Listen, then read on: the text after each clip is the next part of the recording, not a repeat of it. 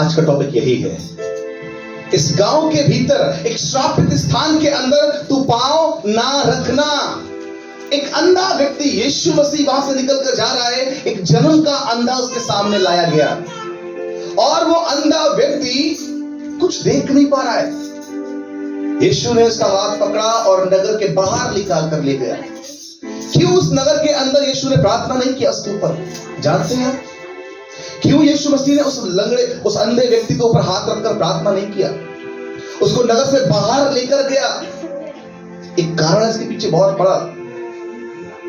जानना चाहते हैं क्या कारण है क्यों यीशु मसीह ने वहां प्रार्थना नहीं किया उसके लिए? और फिर जब प्रार्थना किया तो क्या हुआ? उसने पूछा तुझे क्या दिखाई देता है? उसने कहा मुझे मनुष्य पेड़ों के समान दिखाई देते हैं। यीशु मसीह प्रार्थना कर रहा है, कोई मनुष्य आम नहीं है, कोई साधारण मनुष्य प्रार्थना नहीं कर रहा है, चंगाई नहीं कर रहा है, खुद परमेश्वर चंगाई करना चाह रहा है उसके लिए। और सोचो, एक बार में यीशु मसीह की प्रार्थना के बावजूद भी वो पूर्ण रूप से क्लियर नहीं देख पाया। क्यों? आप क्या सोचते हैं इसके विषय मेरे भाई बहन? यीशु मसीह हाथ रखकर प्रार्थना कर रहा है और चंगा करना चाहता है, लेकिन वो एक बार में चंगा नहीं हो पा रहा है। आज बहुत सारे लोग मसीह समाज में आते हैं प्रार्थना कराने के लिए।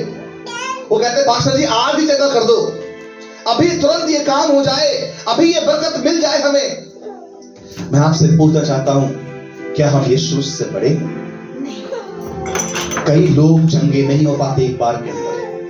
कई लोग एकदम एक मिनट में क्विकली चंगे होते हैं, पर कुछ लोगों को समय लग सकता है। कुछ लोग दूसरी बार में चंगे होते हैं, कुछ 7वीं बार में, कुछ 3री बार में, कुछ 1 साल बाद चंगाई पाते हैं, कुछ 6 महीने बाद, कुछ इंस्टेंटली अभी प्रार्थना होगी और अभी चंगे हो जाएंगे। ये मेरे और आपका काम नहीं है कि चंगा कब होना है।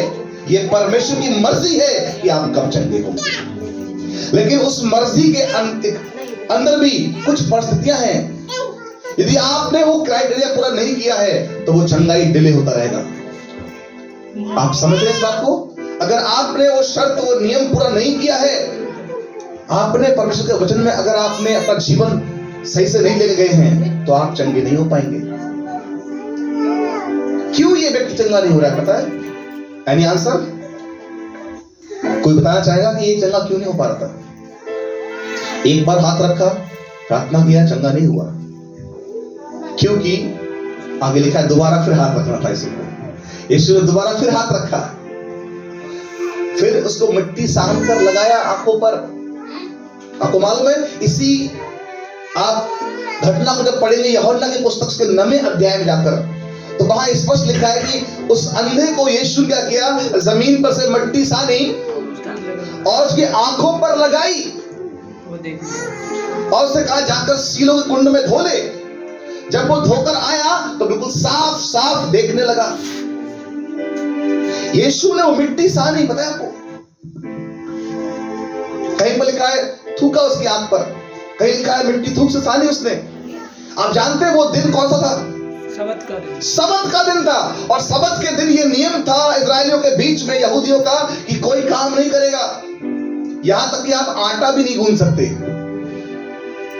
आप पानी भरने बाहर जा नहीं सकते, आप मजदूरी नहीं कर सकते, कोई भी काम सबत के दिन नहीं करेगा। लेकिन यीशु ने इस बात को करके दिखाया, मैं सबत का प्रभु। हालेलुया। यहूदी इसीलिए यीशु के विरोध में थे कि तूने सबत के दिन मिट्टी गूंदी है। उसने कहा हाँ मैंने किया। I am the Lord of Lords. Hallelujah. मैं यहोवा परमेश्वर हूं जिसने आदम को मिट्टी से रचा और बनाया था। इस बात की घोषणा करने के लिए यीशु ने मिट्टी को साना था कि बता सके कि मैं वही यहोवा खुदा हूं जिसने उत्पत्ति 2:17 में आदम को जमीन की मिट्टी से बनाया। वो सबत का दिन का प्रभु है। लेकिन एक बात फिर भी यहां पर रह जाती है, क्यों उस नगर के अंदर पांव रखने को यीशु ने मना किया? क्यों मना कर रहा है परमेश्वर? इसके लिए पढ़ना है आपको, एक पद और पढ़ना है आपको इसके लिए। आप पढ़िए मत्ती 11 उसका 21 पद है, जल्दी से। मत्ती 11 उसका 21 पद पढ़े। 21। हाँ। हाय खुराजीन, हाय बैतसैदा, हाय खुराजीन और हाय बैतसैदा, जो सामर्थ के काम तुम में किए गए, जो सामर्थ के काम तुम में किए गए, यदि वे सूर और सैदा में किए यदि वे जाते, सूर और सैदा में किए जाते, तो टाट ओढ़कर और राख में बैठ तो वे टाट ओढ़कर और रात पे बैठकर वे कब के मन फिरा वे कब का मन फिरा लेते। परंतु मैं तुमसे कहता हूँ कि न्याय के दिन परंतु मैं तुमसे कहता हूँ न्याय के दिन तुम्हारी दशा से तुम्हारी दशा से सूर और सैदा की दशा सूर और सैदा की दशा सहने योग्य होगी। सहने योग्य होगी।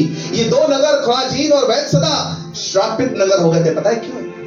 इनके अंदर प्रभु यीशु मसीह चला फिरा, अंधों को आंखें दी, लंगड़ों को चलाया, मुर्दों को जलाया, कफरनहूम, हालेलुया।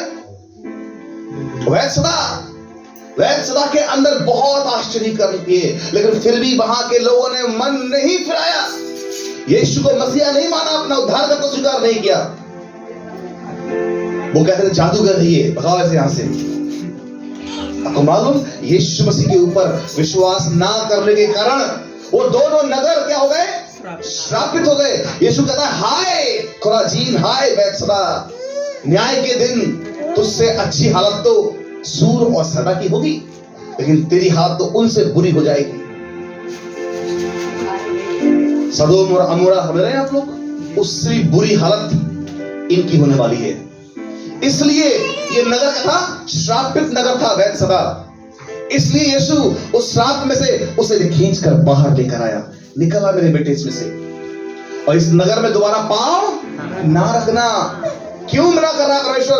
अगर वो वापस उस नगर रहेगा, उधरी संगति करेगा, वहां के लोगों के साथ उठेगा, बैठेगा, खाएगा, पिएगा, क्या होगा? दोबारा फिर पाप में गिरेगा। वो नगर व्यभिचार के अड्डे बन चुके थे, वो नगर मूर्ति पूजा का केंद्र बन गए थे, वो नगर जादू टोना तंत्र मंत्र की सामर्थ्य से भरे हुए थे। वहां के लोग लालची, घमंडी, पापी, हत्यारे और दुष्कर्मी हो गए थे। इसलिए परमेश्वर ने कहा उस नगर में पांव मत रखना। आज परमेश्वर आपको कॉल कर रहा है। आज मेरे भाई बहन याद रखना मेरी इस बात को, प्रभु नहीं चाहता कि आप किसी भी श्रापित संगति में रहें। प्रभु नहीं चाहता कि आप ऐसे घराने में बैठे जो श्राप से भरा हो। प्रभु नहीं चाहता आपके मित्र ऐसे हो जो श्रापित जीवन जी रहे हैं। प्रभु नहीं चाहता आपके रिश्तेदार श्रापित संगति में आप जाएं। प्रभु नहीं चाहता कि आपका जीवन श्रापित हो जाए। इसलिए आज वो कहता है मेरे लोगों उनमें से निकल आओ। हे मेरे लोगों अशुद्ध वस्तुओं को मत छुओ। प्रभु आपसे बहुत प्यार करता है मेरे भाई बहन।